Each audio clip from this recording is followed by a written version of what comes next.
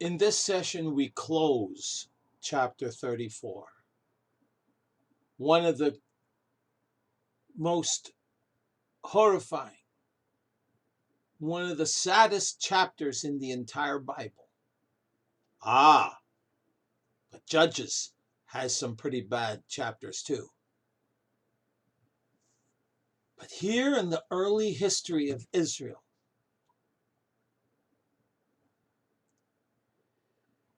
well, we close this chapter and I'll read it and then we'll unpack it. It's verses 27 to 31.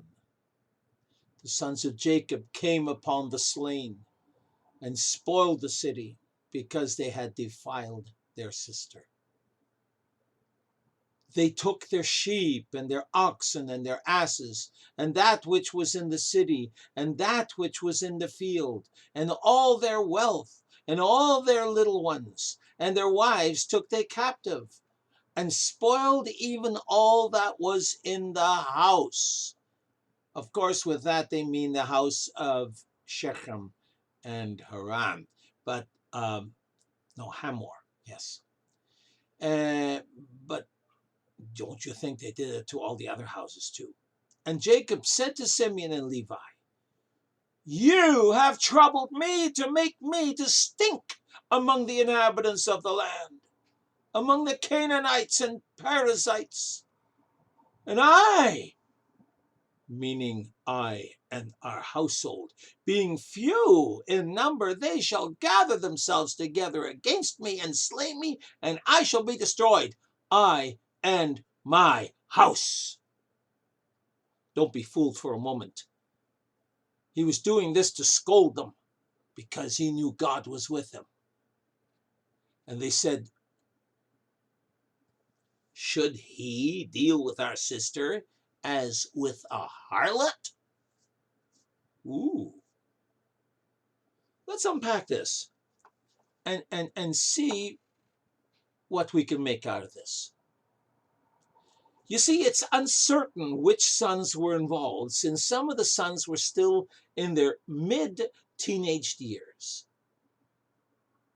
But the sons of Jacob came upon the slain and spoiled the city because they had defiled their sister.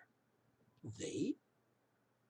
It would most probably have involved about nine of Jacob's 11 sons, age 16 and up, because the other two, including Joseph, would have been a little young. So, they pillaged and ransacked the city for no reason, but they defiled their sister. They did not.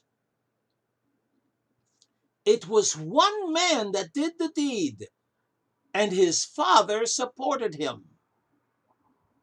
The rest of the men had nothing to do with it. And what made this barbaric and indescribably cruel event worse was the men of Shechem had submitted to their conditions and wanted to become one with them and be at peace with them, and had done that upon which they had promised to become one people with them. Oh man, they were so simple and trusting, and yet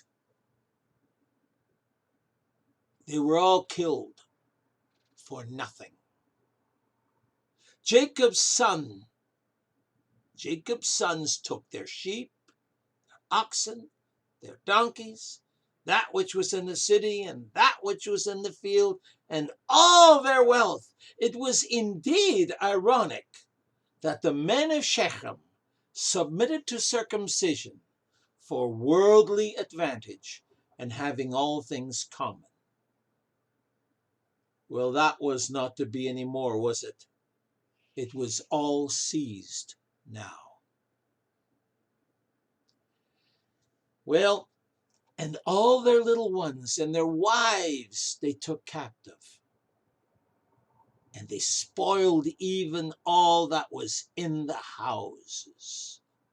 The only noble thing that the sons of Jacob did was that they spared the women and children. What is great is that there's no mention is made of these captive women and children afterwards and what happened to them. You see, when Jacob found this out, he so strongly disapproved of this brutal, cruel, barbaric genocide slaughter. And the most probable supposition is that Jacob restored both them and the property taken by his sons to their surviving relatives and countrymen. In other words, Jacob would have set them free again in trying to contain this unfortunate incident as much as possible. In the end, Jacob berated Simeon, and Levi. He said, "You have troubled me to make me to stink among the inhabitants of this land, among the Canaanites and the Perizzites, and I being few in number, they shall gather together against me and slay me, and I shall be destroyed, I and my house." Well, he knew this wasn't going to happen because God promised him it wouldn't. You see, whereas Jacob's reputation was fragrant before, oh man, it was sweet smelling. The people wanted to become part of them. They admired them. They loved them. But now it stunk to high heaven. He was saying that because of this slaughter, it was very likely the Canaanites and the Canaanite tribes would band together and come after them. Had he not been under the peculiar protection of God, this probably would have happened. But he had prevailed with God, and he was also to prevail with men. Folks, think about this. All this was partially Jacob's fault. Really, it was. The man in charge. He had allowed impetuous, hot-headed, very young men to represent him while he did not get directly involved. Jacob, if he had been involved, Jacob, by God's wisdom, would surely have found a better solution in justice being served. But in his grief, he had withdrawn from the entire situation. Folks, don't let all your emotions rule everything you do and overcome everything you do. You see what happened? Jacob was totally overcome by grief and was totally useless.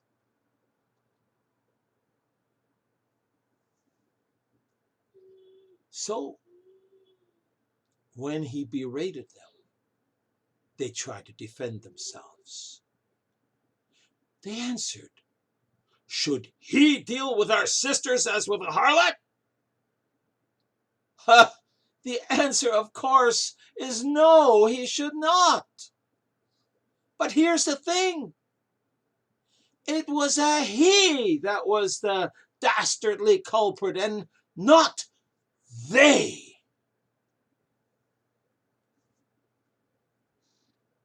And that was the tragedy of the entire situation.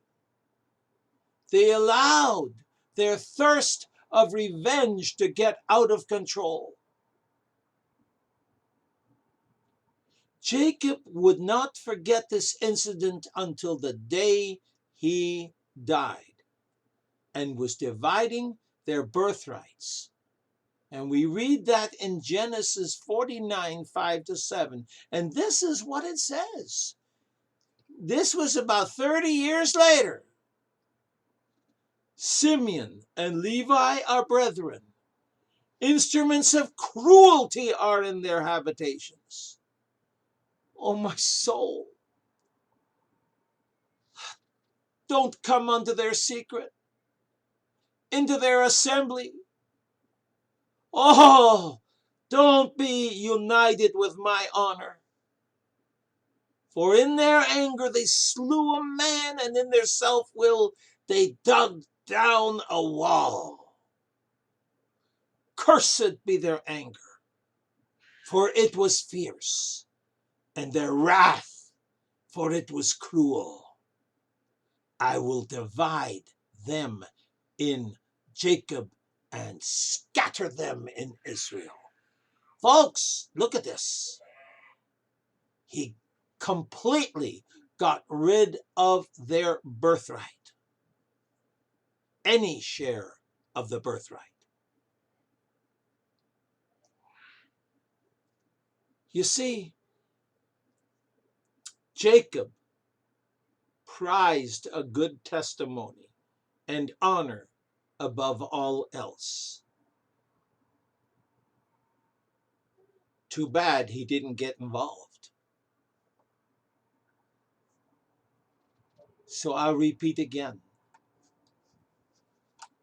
Jacob prized a good testimony and honor above all else besides his God. And so should